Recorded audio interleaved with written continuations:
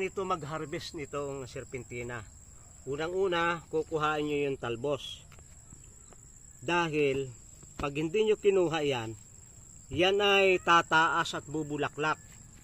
Minsang ang herb ay bumulaklak na, wag na kayong umasa na ito'y magkakaroon ng magagandang dahon. Ngayong tapos na yung bulak, nakuha na natin yung itong talbos.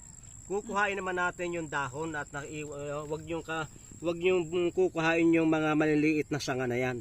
Kukuhain yung dahon. Yan. At maingat kayo pababa. Dahil yan ay hindi dapat masira. Hindi dapat tumanda. Pag kinukuha nyo itong dahong malalaki, susulpot naman yung dahong, yung sanga na maliliit. At sa looban ng 1 week, malago na uli yan.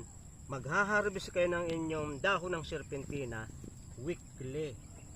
Kaya huwag kayong manghihinayang kukuhain ninyo yung mga dahon na yan. At ninyong huhugasan bago ninyo ibilad. Ang number 1 panira ng dahon ng serpentina ay yung lupa pag umuulan.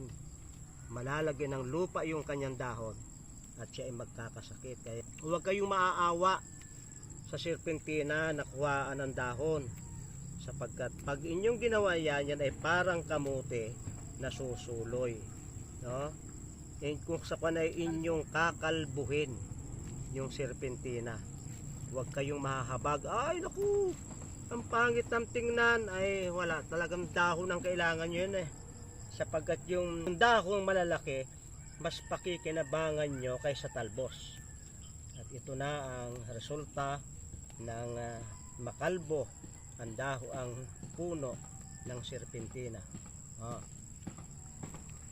Yan parang ang pangit ang tingnan pero ang kanyang role ay magbigay sa atin ng dahon. Maraming salamat sa inyong pagsubaybay sa Natural Wellness si Pastor Vito.